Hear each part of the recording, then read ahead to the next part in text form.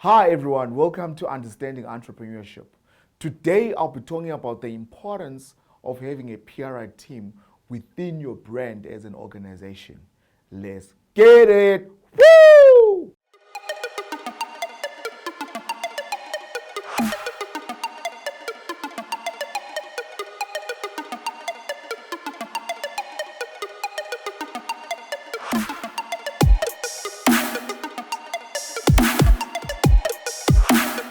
Having a PR team is very, very important, right? Why am I saying that? A PR or public relations team, they help you to put an image out there for you in a good way. You look at, Apple, Steve Jobs. If you think about Steve Jobs, what is it that comes into your mind? It comes into your mind that Steve Jobs was an entrepreneur, a guy who knew how to handle the brand Apple, the guy that started Apple. And if there was a situation around Apple, you find that his team, they're able to deal with it proper. I think as entrepreneurs, we're living in a time where there's social media. We're living in a town where today you are here, tomorrow you are there. Not because of your attribute, because of how you're being perceived by the media or how you're being perceived by the people. So it's always important to keep a good image of yourself, whether it's a business or you, right? Going back to Steve Jobs, you look at Steve Jobs. Steve Jobs, as much as he was the CEO and the founder and one of the founders of Apple, right? He moved from being an entrepreneur to be a public figure. Why? Because Steve Jobs will come out with strategies of using his personal branding to market the products for Apple. So there was Steve Jobs, the person that became a personal brand, and Apple, as much as they are related, but those are two different individuals, right?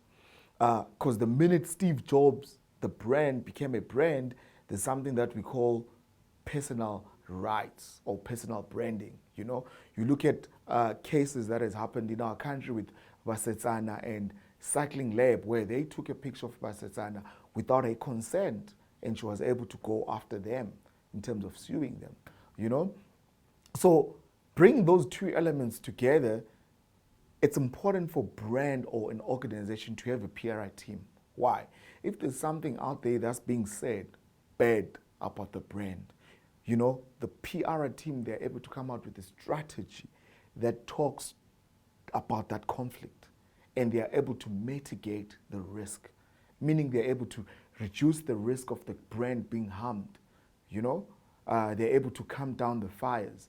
They're able to, give people the perception of what, the brand is doing to calm down the storm or what actually happened, right? You come back to the recent scenario of Java and Lady Zama. Lady Zama, whatever that was happening with Java, with their relationship, I don't know, but she was putting it out there what she's going through, on her own personal Twitter. And with Java, there was no response. So the importance of having a PR team, before Lady Zama could have put out that whole content, the PR team could have told her how she can put it out there, in terms of her issues, without hammering her brand. Whether it's hammered, I'm not saying it's hammered, but I'm just using those two individuals as an example. That's the importance of a PR. And the aftermath as well, how you're going to handle the aftermath of that. You look at Java, there was no response of that in terms of, what actually happened. So the PR team, they'll be able to help Java to say, yo, this is what you could be doing, and they'll put out the relevant messaging so that his brand is not hammered, because when his brand is hammered, certain people, they don't buy Java, this brand. They don't buy, your products. They don't buy your records. They don't attend your concerts. So that's the whole importance, that's why it's very important to have a PR team. I hope this episode, makes sense and it's value to an entrepreneur out there in terms of the importance of having a PR, team within your brand to help you with your organization and to help you with your personal branding. Let me know if you want me to elaborate more.